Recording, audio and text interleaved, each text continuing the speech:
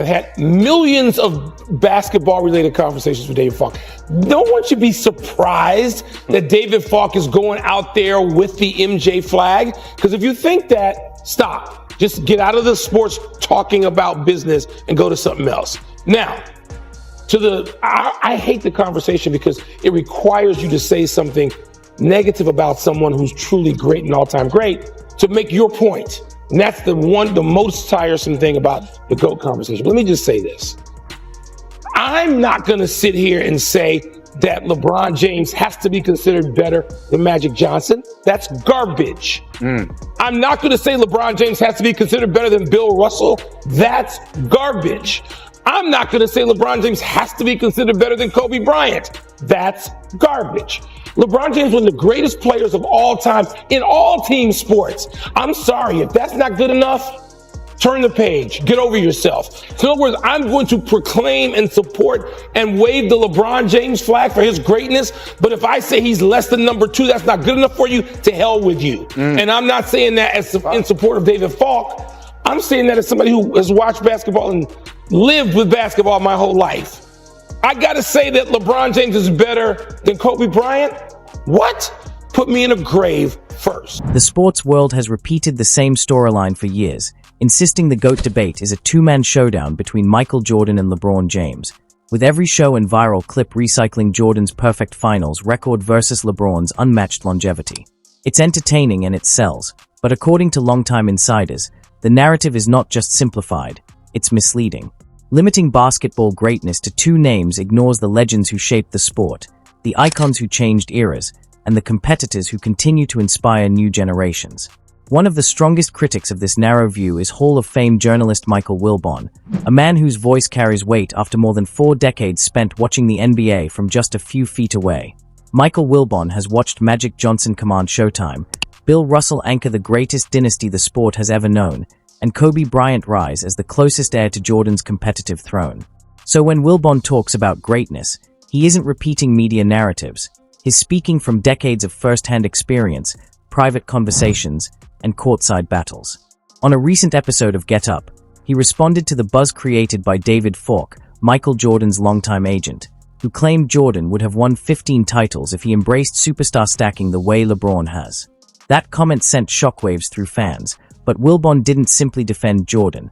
He pushed further, tearing apart the idea that LeBron James should automatically be cemented as the second greatest player ever. His response wasn't gentle, it was pointed, fearless, and cutting as he stated, "I'm not going to sit here and say LeBron James has to be considered better than Magic Johnson." Michael Wilbon didn't hold back, calling the idea that LeBron must automatically rank above legends like Bill Russell or Kobe Bryant garbage. And with that, he shattered the media-built illusion that the GOAT debate begins with Jordan and ends with LeBron. His point was unmistakable. There is no guaranteed number 2, and icons like Magic, Russell, and Kobe aren't supporting characters in LeBron's story. They are giants whose legacies can't be erased by a manufactured narrative. Wilbon wasn't just challenging the debate, he was exposing how shallow the modern conversation has become, where mentioning anyone besides LeBron in that second slot feels outrageous and fans treat the Jordan-LeBron hierarchy as if it's written in stone. But Wilbon flipped that script instantly, reminding everyone that greatness isn't measured solely by inflated numbers or a 20-year career, but by impact, dominance, era-shaping influence, and the ability to define basketball at its highest level. Magic Johnson didn't just run an offense. He transformed the point guard position and turned Showtime into a worldwide spectacle. Bill Russell didn't simply collect championships. He defined what winning meant, leading a dynasty with 11 titles in 13 seasons. And Kobe Bryant wasn't living in Jordan's shadow. He became the spark that inspired an entire generation, an uncompromising competitor who demanded greatness every night. By bringing these giants back into the discussion, Wilbon wasn't tearing LeBron down. He was protecting the truth, reminding fans that basketball history is rich, complicated, and packed with icons who don't fit neatly into a two-man storyline. Reducing everything to a Jordan versus LeBron marketing battle doesn't just oversimplify the sport, it disrespects the legends who built it.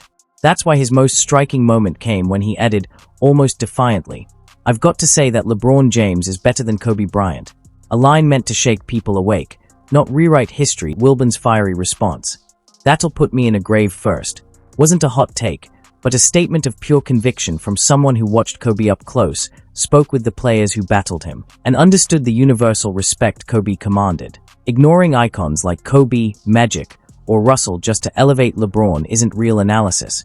It's a rewriting of history. And Wilbon isn't the type to toss around opinions casually.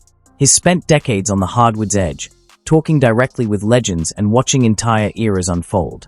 So when he rejects the simplistic Jordan versus LeBron narrative, it carries real weight. He isn't criticizing LeBron. He's dismantling the narrow box the media has built around the GOAT debate. Because the truth is, basketball's story isn't a clean ranking where Jordan is 1 and LeBron is 2. It's a vast hall of greatness where Magic, Russell, Bird, Kobe, Duncan, and many others all belong at the same table, shaping the game in ways that can't be squeezed into a two-man conversation. Pretending the GOAT conversation is limited to 2 names isn't just oversimplified, it's an insult to the game's history. Because if greatness is truly defined by winning, Bill Russell stands in a category untouched by anyone, with 11 championships in 13 seasons. That wasn't dominance, it was empire building. Russell didn't just collect rings. He reinvented defense, mastered the art of shot blocking, and weaponized transition play before the term even existed. He was the only answer to Wilt Chamberlain, countering brute force with intelligence, strategy, and an unbreakable will.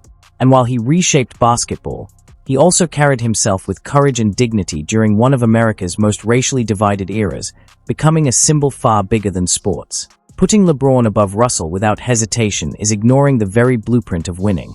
And if Russell was the foundation, Magic Johnson was the revolution, a 6 feet 9 inches point guard with the vision of a maestro and the presence of a global superstar, turning basketball into pure spectacle. Every no-look pass Magic threw felt like a note in the symphony of Showtime, and every fast break became a moment etched into basketball history. He captured 5 championships in 9 finals appearances while battling some of the toughest opponents ever, Bird's Celtics, Dr. J's Sixers, and Isaiah's Pistons. And when the lights were brightest in the 1980 finals, with Kareem injured, a rookie Magic slid to center and delivered 42 points, 15 rebounds, and 7 assists to close out the championship. That wasn't luck, that was destiny in real time. Magic didn't just rack up titles. He reshaped the sport and paved the way for every oversized playmaker who followed. So now the challenge goes to you. Is LeBron truly the automatic number 2? Or have we been fed a media-friendly script that smooths out history by pushing other legends aside? Drop your thoughts in the comments, because this conversation won't disappear anytime soon. Claiming LeBron must sit ahead of Magic ignores the man who redefined what greatness could be. Larry Bird was the cold-blooded rival every great story needs. And if Magic was the pulse of Showtime, Bird was the unshakable force standing in its way. He racked up 3 championships, won 3 straight MVP awards, an achievement even LeBron never touched, and led a Celtics dynasty that fought through every season with relentless purpose. Bird didn't depend on elite athleticism. He beat opponents with skill, toughness, and a competitive fire sharp enough to slice through any defense. This is the same man who walked into a 3-point contest and announced everyone else was competing for second place, then warmed up with his jacket still on and proved it. He hung 60 points on the Hawks while their own bench laughed in disbelief and posted playoff triple-doubles while battling back pain that would have sidelined most players. Bird didn't just aim to win. He aimed to bury anyone who stood in front of him. Magic and Bird didn't just compete. Their rivalry saved the NBA and elevated it into something poetic, a decade-long blaze that rebuilt the league's identity. To casually place LeBron ahead of Larry without a real debate is to ignore the fire that kept basketball alive. And then came Kobe Bryant, the relentless heir to greatness.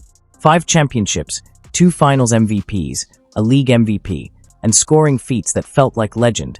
Kobe's rise wasn't built on comfort but on obsession.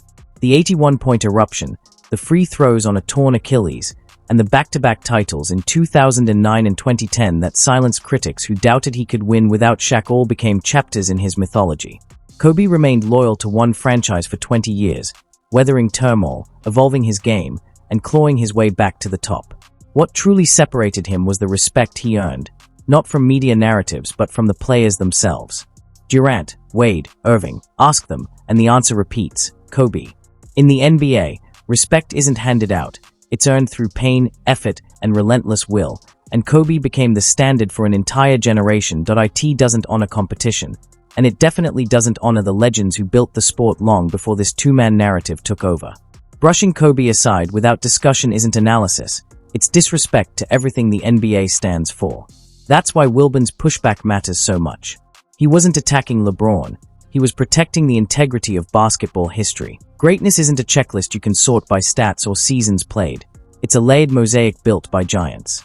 Russell's unmatched rings, Magic's revolutionary vision, Bird's ruthless fire, Kobe's relentless obsession. Each one is a pillar holding up the game. Ignore even one, and the GOAT debate collapses into nothing but marketing noise. So when someone insists the conversation only includes Jordan and LeBron, you can't accept it. Legends don't disappear because a cleaner storyline is easier to sell. They stand firm, demanding their rightful seat at the table. Until we acknowledge them all, we're not talking about greatness, we're talking about convenience. The myth of a two-man race is the biggest illusion modern sports media ever created. Watch ESPN or scroll through your feed and you'd think the entire history of basketball boils down to one repetitive question. Is LeBron better than MJ? But here's the truth. That framing doesn't honor the sport or the legends who shaped it. It cheapens everything the sport stands for, stripping away decades of battles, rivalries, and icons, turning basketball history into a soap opera headline that sells commercials but insults the truth. Jordan is the gold standard. 6 championships, 6 finals MVPs, flawless when the stakes were highest, yet even his greatness didn't exist in isolation. He had to survive the bad boys Pistons, outlast the fading Celtics dynasty, and topple Magic's Lakers. His legend was carved by defeating giants.